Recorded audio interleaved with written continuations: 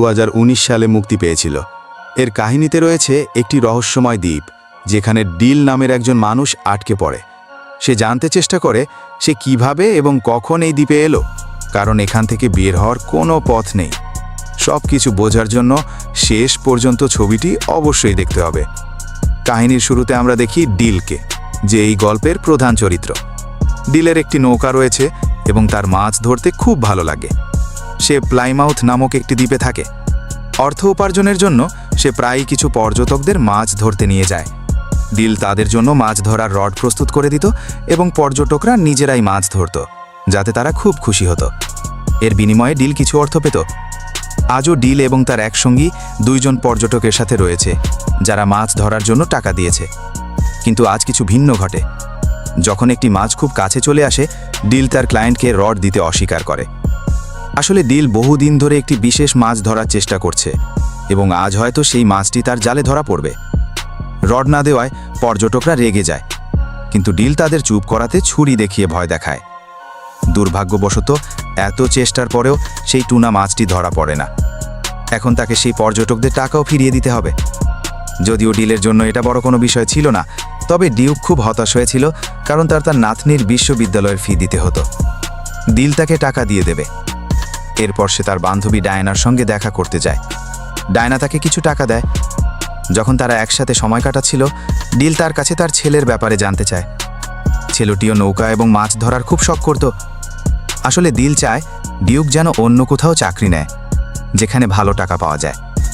এরপর ডিল একটি বারে যায়। সেখানে বারটেন্ডারের সঙ্গে কথা বলতে গিয়ে আমরা জানতে পারি যে এই দ্বীপে সবাই সবার ছোট থেকে ছোট বিষয় জানে। কেন এমন হয় তা আমরা পরে জানব। বারটেন্ডার ডিলকে বলে, তুমি 4 বার সেই মাছটাকে ধরার চেষ্টা করেছ। এখন তোমার উচিত তাকে একটা নাম দেওয়া। ডিল বলে তার নাম জাস্টিস, ন্যায় বিচার। রাতে ডিল ডিউকের কাছে টাকা দিতে যায় এবং বলে, আগামীকাল আমরা আবার সমুদ্রে যাব। ডিউক জিজ্ঞাসা করে, আমাদের সঙ্গে কয়জন ক্লায়েন্ট যাবে? ডিল উত্তর দেয়, আমরা একাই যাব, কারণ আমি যে কোনো মূল্যে সেই মাছটা ধরতে চাই। ডিউক ডিলের এই সিদ্ধান্তকে ঠিক মনে করে না, কারণ এতে তাদের টাকাই খরচ হচ্ছে। রাতে যখন ডিল তার ঘরে ছিল, তখন তার ছেলের কথা মনে পড়ে, যে এখন তার প্রাক্তন স্ত্রীর সাথে থাকে। ছেলেটিও তার বাবার মতো মাছ ধরতে খুব ভালোবাসত। পরদিন ডিল ডিউককে নিয়ে নৌকা চালিয়ে সমুদ্রে যায়, কিন্তু সারাদিন অপেক্ষা করেও সেই মাছ পাওয়া যায় না, আর এতে ডিল খুব হতাশ হয়ে পড়ে। ফিরে আসার পর সে ডিউককে বলে, তুমি আমার জন্য দুর্ভাগ্যের প্রতীক। তোমার স্ত্রী মারা যাওয়ার পর থেকেই তোমার ভাগ্য খারাপ হয়ে গেছে। এটা শুনে খুব খারাপ লাগে এবং সে রেগে গিয়ে তার জিনিসপত্র নিয়ে চলে যায়। তবে আসলে ডিল ইচ্ছা করেই এটা বলে, যাতে ডিউক অন্য কোথাও কাজ খুঁজে নেয়। রাতে যখন ডিল আবার বারে যায়, বারটেন্ডার তাকে বোঝানোর চেষ্টা করে যে সে যেন সেই মাছ ধরার জেদ ছেড়ে দেয়, কিন্তু ডিল তার কথা শোনে না। ঠিক তখনই সেখানে আসে ক্যারিন, যে ডিলের প্রাক্তন স্ত্রী। ডিল জানতো সে নিশ্চয়ই কোনো উদ্দেশ্য নিয়ে এসেছে। যখন সে তাকে তার নৌকায় নিয়ে যায়, তখন ডিল ক্যারিনকে জিজ্ঞাসা করে, তুমি কি চাও আমার কাছ থেকে? তাদের কথাবার্তা থেকে বোঝা যায় ডিল আগে আর্মিতে ছিল, কিন্তু কোনো এক কারণে সে সেই চাকরি ছেড়ে দেয়। ক্যারিন ডিলকে বলে, তুমি ঠিক ছিলে, আর আমি ভুল করেছিলাম। আসলে ডিলের সঙ্গে বিবাহ বিচ্ছেদের পর ক্যারিন ফ্র্যাঙ্ক নামের একজন ধনী ব্যক্তিকে বিয়ে করে, কিন্তু ফ্র্যাঙ্ক একজন ভালো মানুষ ছিল না। সে ক্যারিনকে মারধর করত এবং সবসময় তাকে নজরবন্দি করে রাখত। এখন তার পাগলামি আরও বেড়ে গেছে। ডিল যখন তার ছেলে প্যাট্রিকের কথা জিজ্ঞেস করে, তখন ক্যারিন কাঁদতে শুরু করে। সে বলে, প্যাট্রিক সারাক্ষণ ভয় পেয়ে নিজের ঘরে বন্দি থাকে। যেন এসব না শুনতে হয়, সে সারাদিন কম্পিউটারে গেম খেলে। শিক্ষকেরা বলে সে খুব মেধাবী, কিন্তু এখন সে খুব চুপচাপ হয়ে গেছে। ডিল তাকে বলে, তুমি ফ্র্যাঙ্ককে ডিভোর্স দিয়ে দাও, কিন্তু ক্যারিন বলে, আমি পারবো না, সে আমাকে মেরে ফেলবে, আর এই কারণেই আমি এখানে এসেছি। আসলে ক্যারিন চায় ডিল যেন ফ্র্যাঙ্ককে মেরে ফেলে। সে ফ্র্যাঙ্ককে মাছ ধরার নাম করে বোটে নিয়ে যাবে, আর এর জন্য সে ডিলকে $10 মিলিয়ন দেওয়ার প্রস্তাব দেয়। কিন্তু ডিল রাজি হয় না, কারণ সে কাউকে হত্যা করতে চায় না। ক্যারেন চলে যাওয়ার পর স্যুট পরা এক অচেনা লোক ডিলকে খুঁজে আসে। সে অনেকদিন ধরেই ডিলের উপর নজর রাখছিল, কিন্তু এখনও তার সঙ্গে দেখা করতে পারেনি। পরদিন সকালে ডিল যখন সমুদ্রে স্নান করছিল, তখন সে তার ছেলের কণ্ঠস্বর শুনতে পায় এবং এক মুহূর্তের জন্য তার মুখও দেখতে পায়। এরপর আমরা শুনি ফ্র্যাঙ্ক ও ক্যারিনের ঝগড়ার শব্দ এবং দেখি প্যাট্রিককে, যে নিজের ঘরে একা। এটা স্পষ্ট হয় যে বাবা ছেলের মধ্যে কোনো এক গভীর সংযোগ আছে। এদিকে ক্যারিন যে হোটেলে ছিল সেখানে পৌঁছে যায় তার স্বামী ফ্র্যাঙ্ক। ক্যারিন ভয় পেয়ে যায়, কারণ ফ্র্যাঙ্ক তো 2 দিন পর আসার কথা ছিল। কিন্তু এসে ক্যারিনকে মারধর করতে শুরু করে। পরদিন ডিল একটি লোকাল দোকানে মাছ ধরার জিনিস কিনতে যায়। দোকানে কাজ করা এক নারী তাকে বলে ফ্র্যাঙ্ককে নিয়ে সবাই আলোচনা করছে। সে 1 ঘন্টা ধরে বেল্ট দিয়ে তার স্ত্রীকে মারধর করেছে, আর ক্যারিনের মুখ থেকে একটি শব্দও বের হয়নি। ডিল কিছু না বলে চুপচাপ সেখান থেকে চলে আসে। যখন সে বোটের কাছে পৌঁছায় তখন দেখে ফ্র্যাঙ্ক ক্যারিনকে নিয়ে তার জন্য অপেক্ষা করছে। ফ্র্যাঙ্ক বলে, আমার স্ত্রী বলেছে তুমি আমাদের মাছ ধরতে নিয়ে যাবে না। ডিল বলে, আমি কিছু নিয়ম লঙ্ঘন করেছি, তাই এখন কাউকে একা নিয়ে যেতে পারি না। ফ্র্যাঙ্ক বলে, এই ছোট্ট দ্বীপে টাকা হলেই সব সম্ভব, তুমি এই চিন্তা করো না। কিন্তু ডিল তবুও রাজি হয় না। তখন ফ্র্যাঙ্ক বলে, প্রত্যেক মানুষের একটা মূল্য আছে, আমি কালকে আবার আসব, আর তখন তুমি আমাকে ফিশিংয়ে নিয়ে যাবে। এরপর ফ্র্যাঙ্ক চলে যায়। ঠিক তখনই আগের সেই অচেনা লোক আবার ডিলকে খুঁজে আসে, কিন্তু এবারও ডিল তার কথা না শুনেই সেখান থেকে চলে যায়। লোকটা নিজের ঘড়ির দিকে তাকিয়ে বলে, আমি 20 সেকেন্ড দেরি করে ফেলেছি, কিছু একটা গড়বড় আছে। পরে ডিল মাছ বিক্রি করতে যায়। সেখানে কার্লোস নামে একজন তাকে বলে, তোমাকে কেউ খুঁজছিল। কিন্তু ডিল এসব নিয়ে মাথা ঘামায় না। এরপর সে ডায়ানার হারিয়ে যাওয়া বিড়ালটি নিয়ে তার কাছে যায়। ডায়ানা তখন তাকে বলে, আমি শুনেছি ক্যারেন তোমার কাছে সাহায্য চেয়েছিল, তুমি একজন ভালো মানুষ, আমি মনে করি তোমার ওর সাহায্য করা উচিত। সেখান থেকে বেরিয়ে ডিউক ডিলের সাথে দেখা করতে আসে। সে বলে, ফ্র্যাঙ্ক তোমাকে মাত্র একবার ফিশিং ট্যুরে নিয়ে যাওয়ার জন্য অনেক টাকা দিতে চাইছে, আমার নাতনির স্কুল ফি দিতে হবে, তুমি তার প্রস্তাব মেনে নাও। ডিল জিজ্ঞেস করে, আমি কেন তোমার কথা শুনব?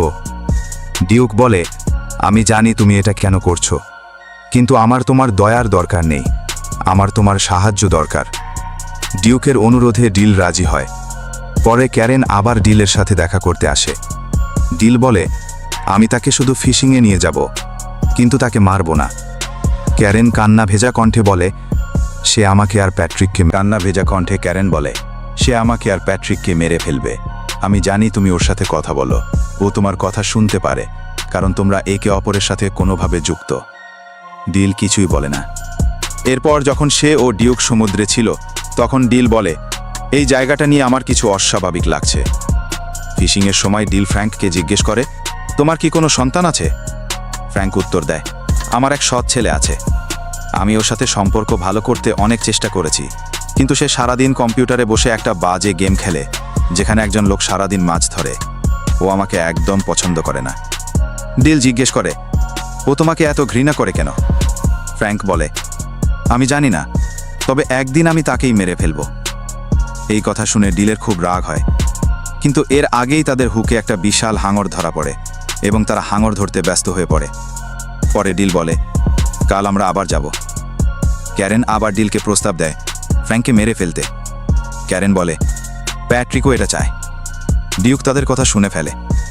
সে ডিলকে জিজ্ঞেস করে, তুমি কি ওদের চিনো?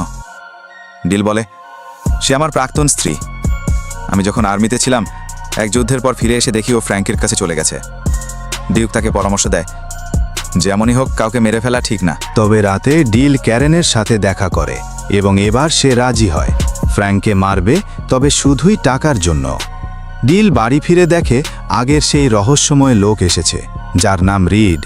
সে একটা ডিভাইস নিয়ে এসেছে যেটা দিয়ে ডিল তার স্বপ্নের টুনা মাছ ধরতে পারবে। রিড বলে, এইটাই খেলার নিয়ম, আর আমিই নিয়ম। ডিল সন্দেহ করে এবং জিজ্ঞেস করে, তুমি কে? রিড বলে, এই সব কিছু আসল না, এটা একটা গেম, তুমি একজন চরিত্র, তোমার লক্ষ্য টুনা মাছ ধরা। ডিল অবাক হয়, তাকে কিছুই মনে পড়ে না সে কবে এখানে এলো, কতদিন হলো। দর্শক বুঝতে পারে এই গেমটি আসলে প্যাট্রিক, ডিলের ছেলেই বানিয়েছে, কারণ সে তার সৎ বাবাকে ঘৃণা করে এবং তার আসল বাবাকে ফিরিয়ে আনতে চায়। রিড বলে, গেমে সমস্যা হচ্ছে, কারণ যিনি গেমটি বানিয়েছেন তিনি সম্ভবত চান তুমি ফ্র্যাঙ্ককে মারো, কিন্তু নিয়ম অনুযায়ী এখানে কাউকে মারা যাবে না। ডিল ধীরে ধীরে বুঝতে পারে সব কিছুই একটা গেমের অংশ, এমনকি তার প্রতিদিনকার কাজ, ঘুম থেকে ওঠা পর্যন্ত প্রোগ্রামড। এক পর্যায়ে ডিল দেখতে পায় যে ফ্র্যাঙ্ক আহত এবং গত রাতে কেউ তাকে মারধর করেছে। ডিউক পরে জানায়, আমি লোক ভাড়া করেছিলাম যাতে ফ্র্যাঙ্ক আজ নৌকায় না আসে। দিল রেগে যায়, কারণ সে হত্যা চায়নি। তবুও ক্যারেন ফ্র্যাঙ্ককে ফিশিংয়ে যেতে রাজি করায়। ডিল একা বসে বলে, আমি বুঝতে পারছি না আমি এখানে কেন, আমার উদ্দেশ্য কি, আমি কি পাগল হয়ে গেছি? রিড বলে, আমরা সবাই কারো স্বপ্ন যার তৈরি আমাদের করেছে সেই জানে। আর তুমি জানো সে কে? সে একটি শিশু যে তার ঘরে বসে দেখছে তার মা মার খাচ্ছে। ডিল বলে, হ্যাঁ, সে আমার ছেলে প্যাট্রিক। সেই গেম তৈরি করেছে যাতে সে তার বাবাকে ফিরে পায় এবং সৎ বাবাকে শিক্ষা দিতে পারে। রিড বলে, যদি সেটাই সত্যি হয় তাহলে আমি গেমের নিয়ম ভাঙব। তুমি যা ঠিক মনে করো তাই করো। অবশেষে ডিল ফ্র্যাঙ্ককে ফিশিংয়ে নিয়ে যায় এবং ফ্র্যাঙ্ককে একটি মাছ ধরার রড দেয়। তখনই হাঙর তাকে টেনে নিয়ে যায় এবং ফ্র্যাঙ্ক মারা যায়। বাস্তব জগতে প্যাট্রিক সত্যি ফ্র্যাঙ্ককে মেরে ফেলে এবং মানসিক হাসপাতালে পাঠানো হয়। গেমে ক্যারেন ডিলকে বিদায় জানায়। ডিল বলে, আমি চাই প্যাট্রিক আমার ছেলে হোক। ক্যারেন কাঁদতে কাঁদতে বলে, তুমি একদিন ওর সাথে দেখা পাবে। ডিলের কাছে ফোন আসে, ও পাশে প্যাট্রিক। সে কাঁদে এবং বলে, আমি খারাপ কিছু করেছি। ডিল তাকে বোঝায়, তুমি ঠিক কাজটাই করেছ। প্যাট্রিক বলে, আমি গেমে কিছু বদল আনব যেন আমি তোমার সাথে দেখা করতে পারি। ডিল খুশি হয় এবং বলে, আমি তোমার অপেক্ষায় আছি। ফোন কেটে গেলে চারপাশের সব কিছু বদলে যেতে থাকে এবং দেখা যায় গেমের মধ্যেই প্যাট্রিক নৌকার দিকে দৌড়ে আসছে। ডিল ওকে দেখে আনন্দে কেঁদে ফেলে। তারা একে অপরকে জড়িয়ে ধরে। গেমের ভেতরেই হোক, বাবা ছেলের মিলন ঘটে। এখানেই সিনেমার শেষ কথা। এই গল্পে বাবা ছেলের ভালোবাসা আর বিচ্ছেদের যন্ত্রণা দেখানো হয়েছে। যারা বাবাকে হারিয়েছেন তাদের এই অনুভূতি খুবই গভীর। আশা করি এই গল্পটি আপনার ভালো লেগেছে। আমরা আবার দেখা করব আরেকটি নতুন গল্পে।